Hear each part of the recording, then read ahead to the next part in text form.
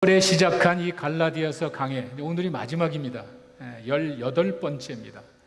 아마도 로마서 다음으로 이 복음에 대해서 분명하게 정확하게 설명해 주는 책이라고 봅니다. 교회가 시작이 되어 나갈 때 복음에 대한 확실한 이해가 필요합니다.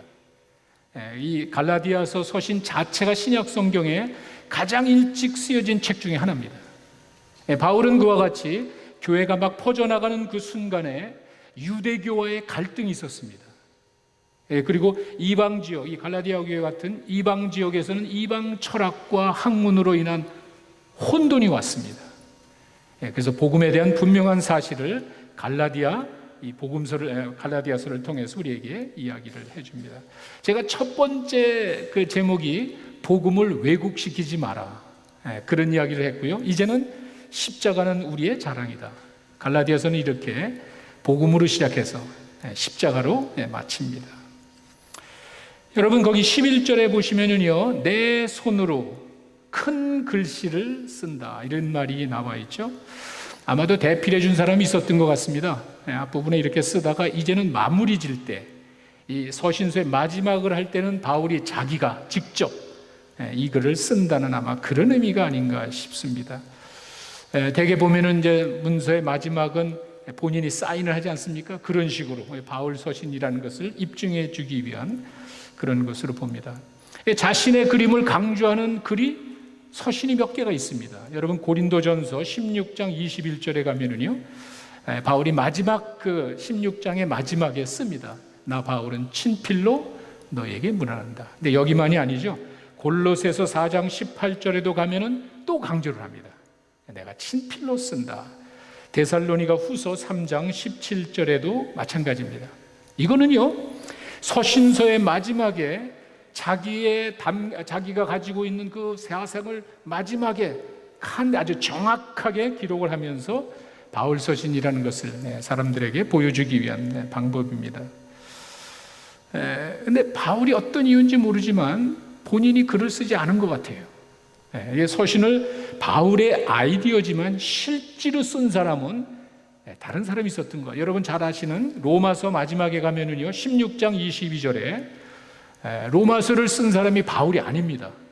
더디오라는 사람이죠. 이 편지를 기록하는 나 더디오도 주 안에서 너희에게 문안한다. 로마서도 대필을 했습니다. 이게 무슨 말이냐면은 바울은 전도자입니다. 바울은 뛰어난 사람이지만 글 쓰는 거하고는 또 다릅니다. 그래서 어쩌면은 이 갈라디아서와 이 로마서 같은 중요한 책을 쓸 때는 이 사람은 전도자지, 복음 전하는 설교하는 사람이지, 글 쓰는 사람은 아니거든요. 그러니까 좀 정확한 표현으로 분명하게 복음을 전달하기 위해서 아마 대필을 한 것이 아닌가, 이렇게 생각합니다. 특별히 큰 글씨로 썼다라고 또 강조하는 것은 좀 눈이 어두울 수도 있겠죠. 그 당시에 여러 가지 질병으로 인해서 눈병이나 그럴 수도 있지만, 그것보다는 어쩌면 이 마지막 부분에 오늘 제가 말씀드린 이 십자가를 강조할 때 큰 글씨로 어떻게 보면은 마지막을 좀 강조하기 위해서 쓴 것이 아닌가, 그렇게도 볼 수 있습니다. 저도 제 원고를 보면은 아웃라인은 볼드, 진하고 크게 썼습니다. 왜? 강조하기 위해서. 그래서 이 마지막 십자가에 대한 내용을 쓸 때 바울은 좀 강조하는 것이 있었다는 그런 의미입니다. 12절과 13절에 보시면요, 바울이 가식적인 종교가 어떤 것인지를 이야기합니다. 마음에도 없는, 겉만 번드르한 그런 종교의 모습이 있습니다. 율법을 사랑하지도 않고 율법을 지키지도 않으면서 할례를 강조합니다. 보여주기 위해서. 외적으로 드러나는 것들을 자랑하는 종교의 모습이 있습니다. 지금도 그렇습니다. 바울이 이야기하죠. 이 겉만 번드르하는 것이 중요한 것이 아니라 15절에 있는 말씀이 이제 그겁니다. 할례를 받고 안 받은 게 중요한 게 아니다. 내적인 변화가 있어야 되는 것이 아니냐. 겉으로 그저 사람들에게 할례를 줘서 그것 가지고 자랑하려고 하지 말고, 그의 삶에 어떤 열매가 있는지, 정말 변화가 되어 있는지, 진정으로 새로운 사람이 되는 게 중요한 것이지, 할례를 받고 안 받는 게 무슨 의미가 있습니까? 그 사실을 바울이 이제 강조를 합니다. 그러면서 17절의 마지막으로 가면은 십자가를 강조하면은 유대주의자로부터 박해를 받는다는 사실을 알면서도 바울은 내가 십자가를 자랑한다 그러고 내 몸에 예수의 흔적이 있다. 내가 예수 믿었다는 그 증거, 예수님을 믿으면서 당하는 그 어려움과 고통의 흔적이 있다는 거예요. 자랑했습니다. 자, 바울은 이렇게 십자가를 자랑하고 예수님으로 인한 내 몸의 흔적을 자랑을 했습니다. 제가 이러면서 생각나는 게 하나가 있습니다. 여러분, 지금 미국 사람들이 열광하는 영화가 하나가 있죠. 스타워스 7. 이게 지금 뭐 굉장합니다. 뭐 나올 때마다 계속 매 주말마다 기록을 갱신하면서 엄청난 어마어마한 돈을 벌어들이고 있죠. 왜 그럴까? 미국 사람들은요 정말 이 스타워스에 좀 미쳤습니다. 미국 사람으로서 스타워스를 모르면은 미국 사람이 아니라고 할 정도로 정말 이 사람들은 거기에 이제 열광합니다. 이 스타워스가 시작되는 개봉 날은요 학교하고 직장에 결석하는 사람들이 많이 생긴대요. 그 정도입니다. 미국인들의 자랑입니다. 그래서 저는 궁금해요. 모르겠어. 놀라운 사실은 이게 1977년서부터 7번이나 스타워스가 나오는데 나는 한 번도 간 적이 없어. 하여간 이게 그렇게 유명하대요. 왜 유명할까? 궁금하더라고요. 그래서 제가 한번 찾아봤습니다. 이게 왜 그러냐니까 먼저는요 전 세계에 영향력을 끼치는 큰 강력한 나라 가운데 하나가 미국인데 미국이 상대적으로 역사가 짧습니다. 그러다 보니까 역사와 전통으로는 미국이 별로 자랑할 게 없는 거예요. 유럽 같은 나라 보십시오. 그들의 그 리치 히스토리라고 그러죠. 그와 같은 것을 통해서 자랑할 게 많은데 미국은 세계에 큰 영향력을 끼치지만 역사와 전통은 자랑할 게 없는 거예요. 그래서 나온 게 이 창의력이에요. 이 무한한 상상력에서 나오는 이와 같은 고유의 창작물이 미국 사람들을 막 흥분시키는 거예요. 여기 내용은 사실 신화적인 게 많습니다. 여러분, 해리 포터 같은 영화도 있고요. 또 로드 오브 링스인가요? 그 반지의 제왕이라고 그러죠. 이런 영화들은요 책에 근거한 거예요. 다큐멘터리예요. 책에서 나온 내용을 가지고 영화를 만드는데 스타워스는 그게 아닙니다. 어느 책에서 베낀 게 아니에요. 어디에 무슨 소스가 있었던 게 아니에요. 그냥 미국 사람들이 만들어낸 겁니다. 자기들 고유의 어떻게 보면 창작 작품이라고 볼 수가 있습니다. 무한한 창조의 세계에서 펼쳐지는 공상 과학 영화 뭐 이런 거예요. 미국인들의 그 창의력을 마음껏 발휘한 작품이기 때문에 스타워스가 그렇게 미국 사람들이 열광한답니다. 또 하나는 요즘 영화의 특징인 것 같아요. 컴퓨터 그래픽을 가지고 애니메이션을 만드는 건데 아무래도 이 부분에서는 타의 추종을 불허하는 뛰어난 기술력을 가지고 있으니까 이와 같은 것들이 단순히 애니메이션만이 아니라 실제 영화배우 그 다음에 같이 조화를 시키면서 영화를 만들어서 무한한 상상력과 창의력을 바탕으로 뛰어난 컴퓨터 그래픽 기술을 보여줬기 때문에 미국 사람들이 그렇게 스타워스를 사랑하고 열광하고 자랑한답니다. 제가 그러면서 한번 생각해 봤어요. 우리는 정말 내가 믿는 하나님, 아니 내가 믿는 신앙에 대해서 어떤 생각을 가지고 있나? 정말 이렇게 우리는 크리스찬으로서 정말 뭘 자랑하고 있나? 정말 자랑할 게 있나? 바울은 오늘 본문에서 내가 십자가 이외에는 아무것도 자랑하지 않겠다고 이야기해요. 여러분 정말 십자가를 제대로 이해하고 십자가를 정말 자랑하십니까? 갈라디아에서의 마지막이 이렇게 나오는 게 저는 의미가 있다고 봐요. 우리 그리스도인으로서 당연히 십자가를 자랑하고 열광해야 합니다. 왜냐하면요 십자가는 우리 기독교에만 있습니다. 타 종교에는 이런 개념이 없습니다. 여러분 우리가 흔히 듣는 이야기지만 한번 조용히 생각해 보십시오. 인간을 위한 신의 고통과 죽음 이런 게 어디 있습니까? 아니 죄인을 위해서 신이 고통을 당하고 죽어? 이런 개념이 어디 있습니까? 이건 정말 우리 기독교만의 자랑이에요. 십자가가 이제 그러한 의미가 있습니다. 그래서 제가 여러분들에게 우리가 왜 십자가를 자랑해야 되는지 한번 생각해 봤습니다. 먼저는 죄인의 죽음이 있기 때문에 그렇습니다. 여러분 잘 아시는 갈라디아서 2장 20절에 이런 말이 있습니다. 내가 그리스도와 함께 십자가에 못 박혀 죽었나니. 바울은요 내가 그리스도와 함께 십자가에 못 박혀 죽었나니 하면서 예수님의 십자가에서 죽은 자신의 모습을 보는 거예요. 바울은 항상 마음에 꺼리끼는 게 있습니다. 바울은 자기 자신을 죄인 중에 괴수라고 이야기할 만큼 참 부끄러운 생애가 있었습니다. 잘 기억하세요. 내가 열심히 하나님을 위한다고 하지만 하나님을 방해했잖아요. 나는 열심히 뛰어다니고 일을 했지만 하나님을 대적한 것 아닙니까? 그런 죄를 지었기 때문에 바울은 항상 나는 죄인 중에 괴수입니다라고 이야기를 하는데, 바울이 십자가를 바라볼 때 내가 죄인 중에 괴수가 십자가와 함께 못 박혀 죽었나니 이렇게 선언을 합니다. 바울의 마음속에는 더 이상 십자가를 바라볼 때마다 죄인 중에 괴수가 없습니다.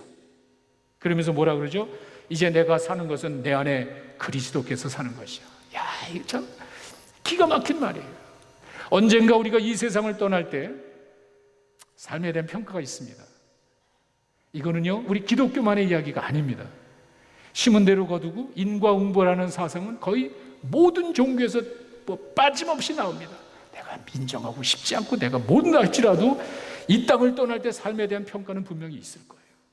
자, 그럴 때 바울이 하는 이야기 뭐냐면, 내가 하나님 앞에, 심판장 대신 하나님 앞에 딱 갔는데 내가 없는 거예요.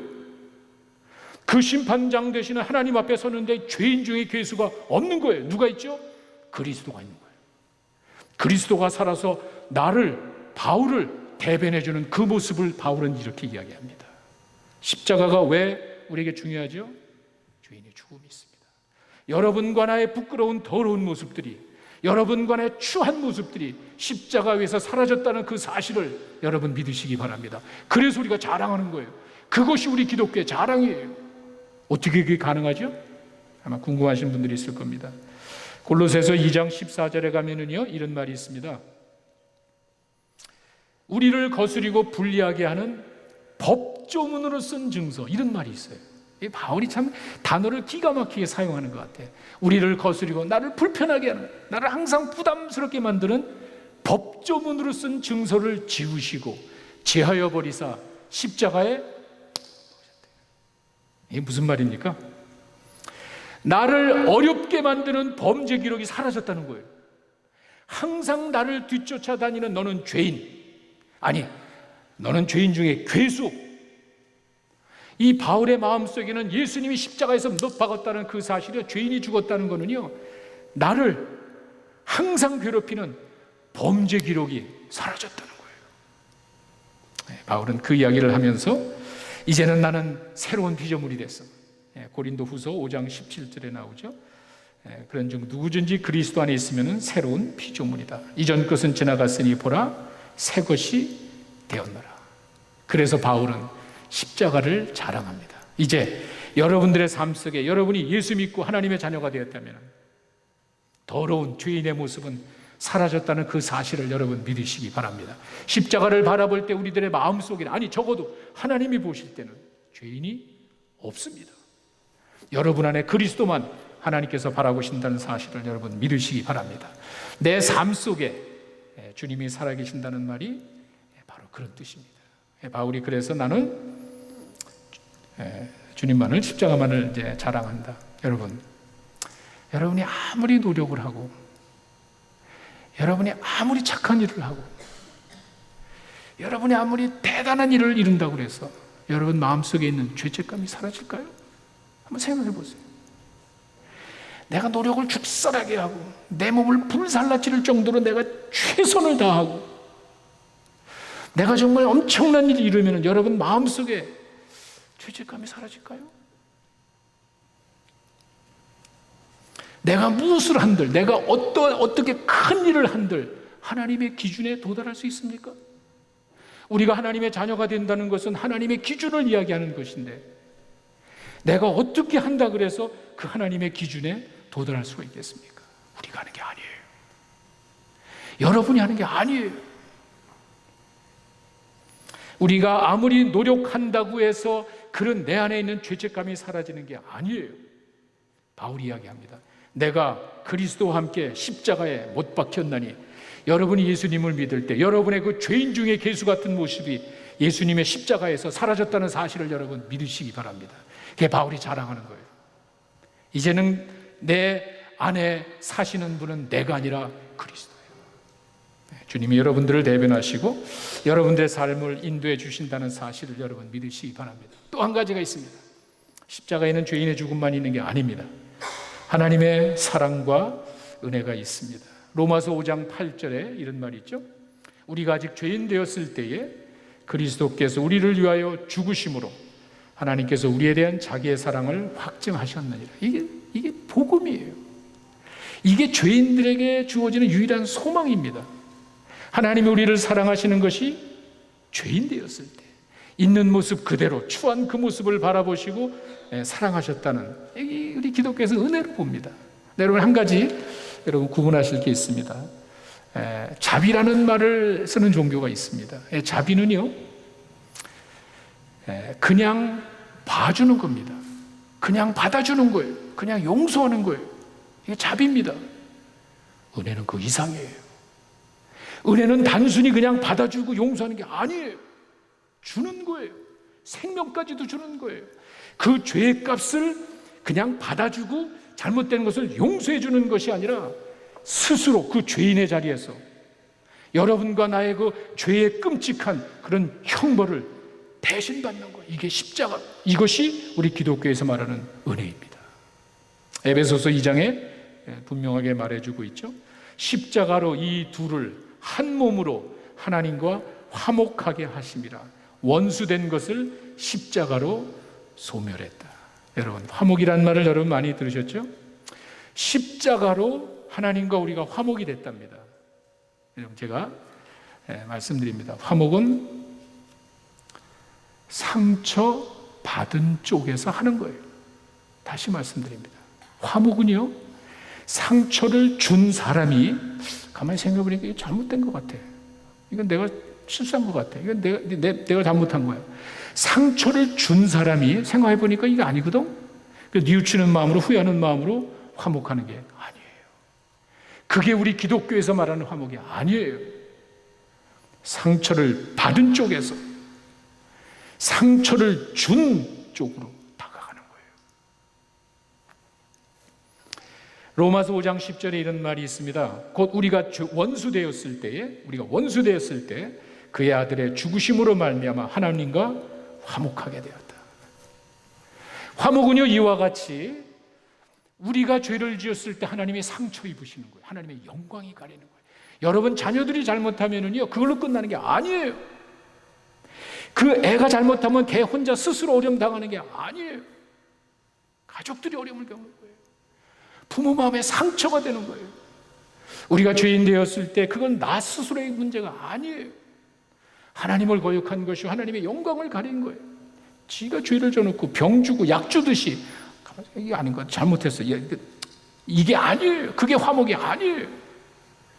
상처를 받고 영광이 가려진 하나님께서 스스로 그 어려운 고통의 과정을 통해서, 그 아픔의 과정을 통해서 여러분과 나에게 화목의 길을 열어주셨다는 그 사실을 믿으시기 바랍니다. 화목은 죄인이 하는 게 아니에요.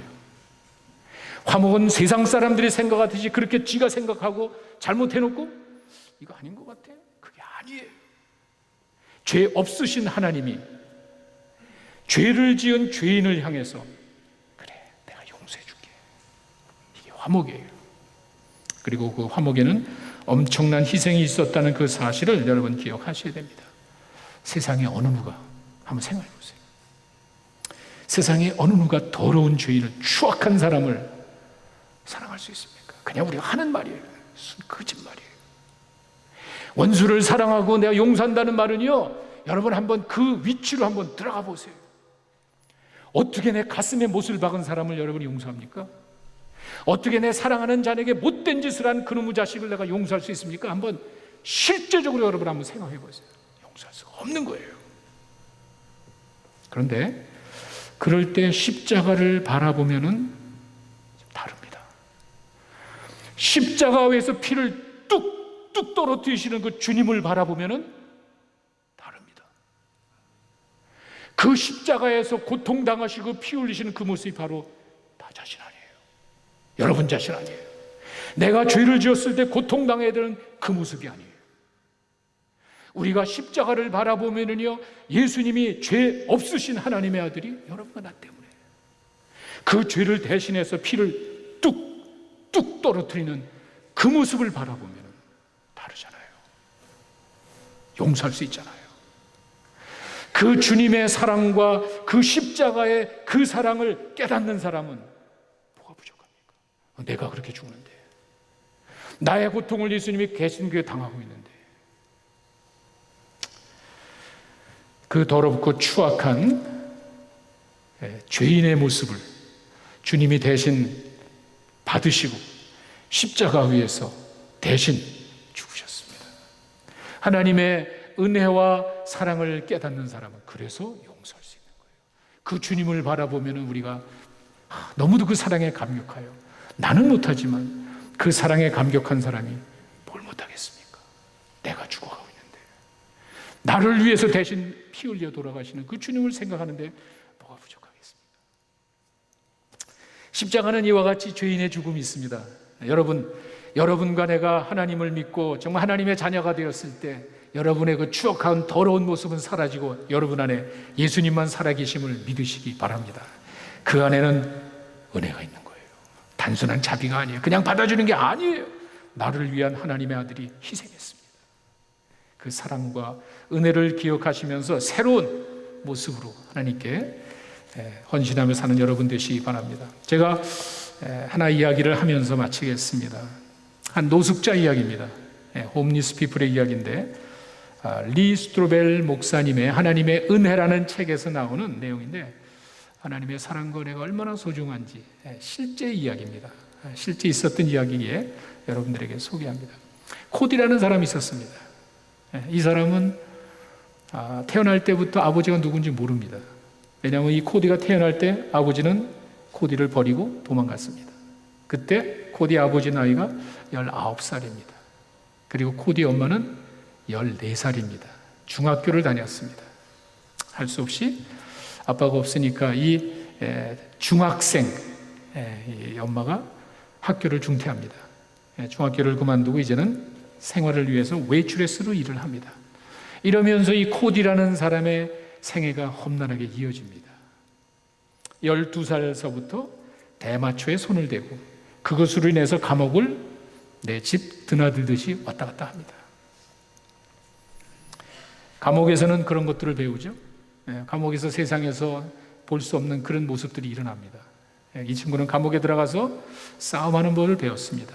마약 밀매하는 방법을 배웠습니다. 마약 판매하는 방법을 또 배웠습니다.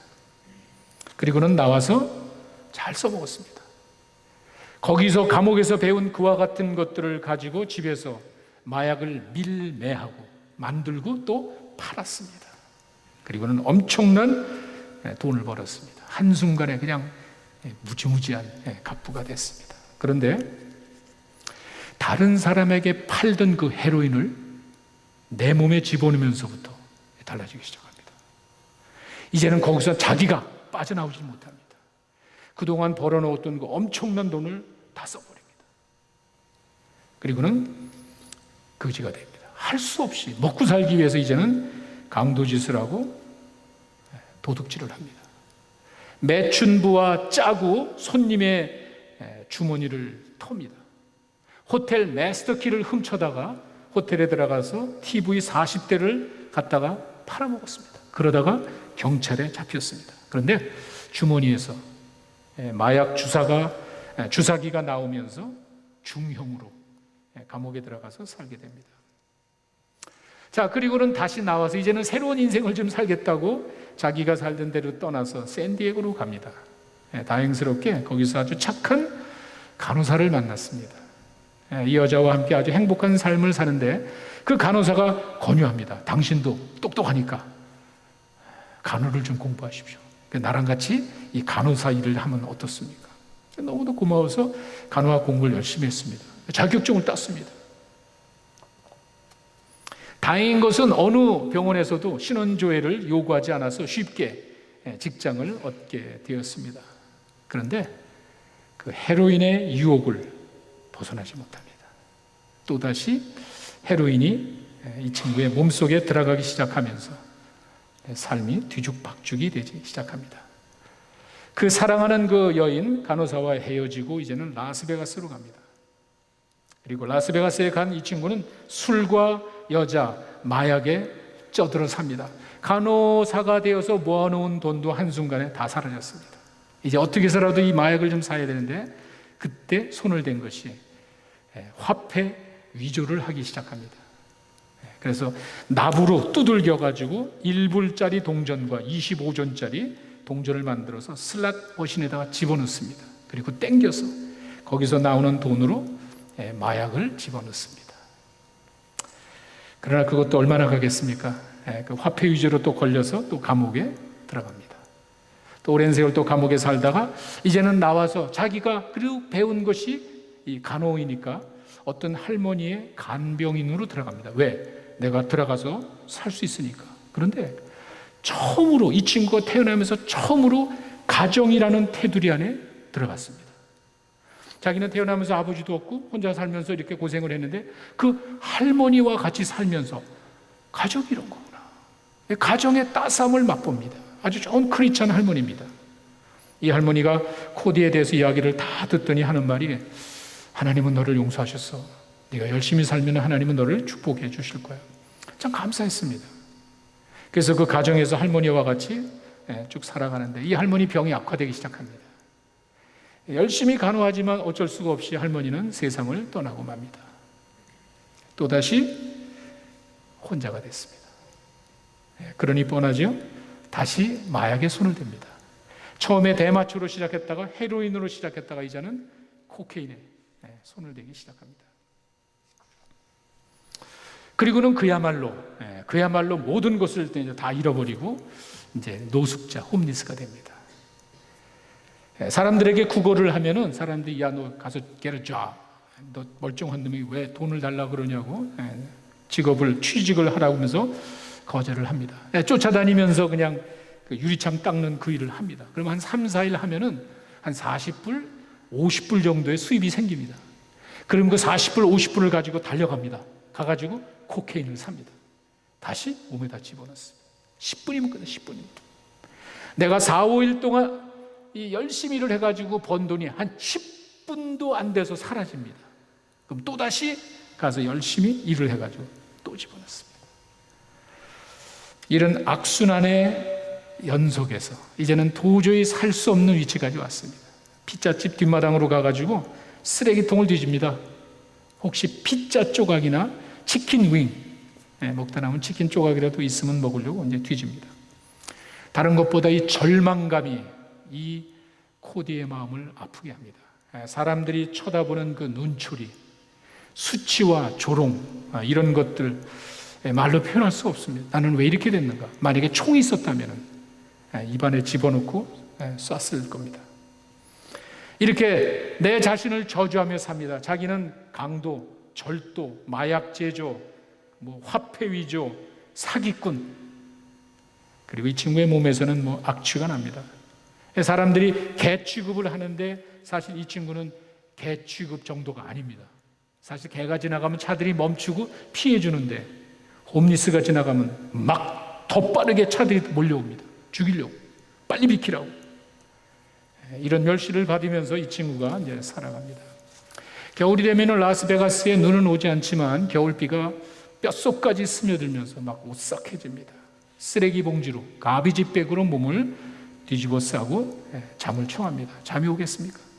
여름에도 라스베가스는 섭씨로 40도가 넘습니다. 온몸에 진땀이 흐릅니다. 잠을 잘 수 없고 온몸은 냄새가 나고 입은 썩어서, 이빨은 다 썩어서 성한 것이 없습니다.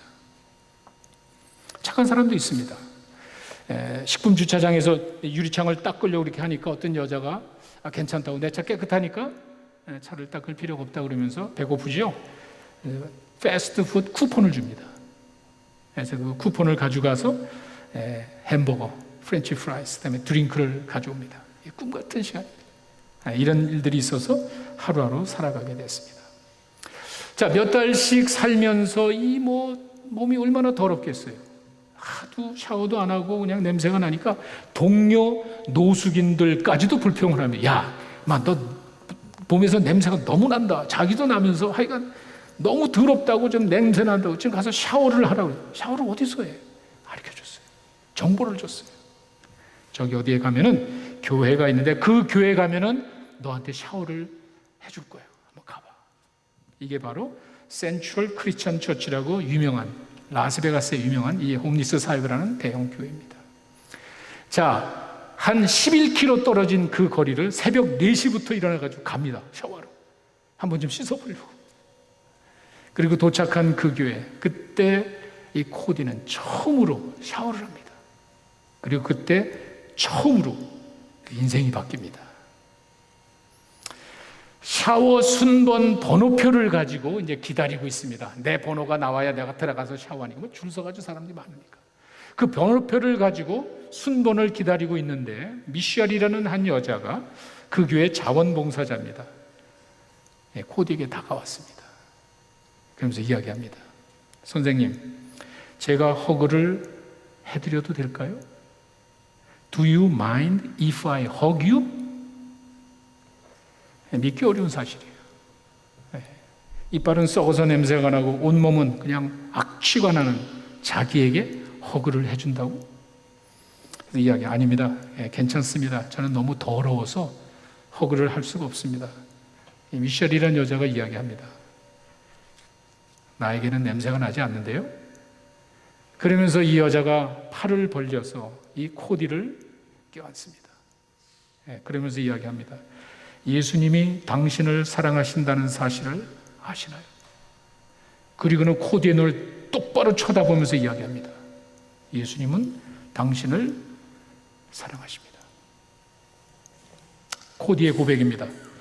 정말 그 순간이 나의 인생을 완전히 바꿔놨습니다. 마치 진짜 예수님을 직접 만난 것 같았습니다. 그게 진정한 사랑이었습니다. 마치 예수님이 친히 제 앞에 와서 코디야, 내가 너를 사랑한다 하시는 것 같았습니다. 예수님께서는 이 미셸이라는 여인을 통해서 예수님의 사랑을 이 코디에게 보여줬습니다. 코디가 간증을 합니다. 허그에 담긴 예수님의 사랑을 맛볼 수가 있었습니다. 내가 너를 사랑한다. 내가 너를 소중히 여긴다. 내가 너를 받아들인다. 그 허그가 내 인생을 바꿔놨습니다. 그리고 이 이후에 이 코디는 예배에 참석합니다. 그리고는 사람들이 모여서 뭐 하나 봤더니 성경 공부를 한다 그러길래 성경 공부에 참여를 했습니다. 그러면서 마약을 끊었습니다. 세례를 받습니다. 그리고 지금은 자원봉사자로 라스베가스의 한 교회에서 자신과 같은 사람들에게 예수님의 사랑과 은혜를 전하고 있습니다. 이 이야기를 전해들은 이 리 스트로벨 목사님이 미셸이라는 여자를 찾아갔어요. 그 코디에게 허그를 해준 그 여자에게 찾아가서 다음과 같은 질문을 합니다. 코디에게 허그를 해주던 날 지금 이런 코디의 모습이 오리라고 예상을 했나요? 미셸이 이야기합니다. 아니요, 절대로 예상하지 못했죠. 누가 이런 결과를 예측할 수가 있었겠습니까? 리 스트로벨 목사님이 또 묻습니다. 그러면은 왜 그렇게 했죠? 이 미셸이라는 여인이 웃으면서 이야기를 합니다. 그에게 허그가 필요해 보였기 때문입니다. 예수님이라도 그렇게 하시지 않았을까요? 잠깐 기도하겠습니다. 우리가 한 해를 마무리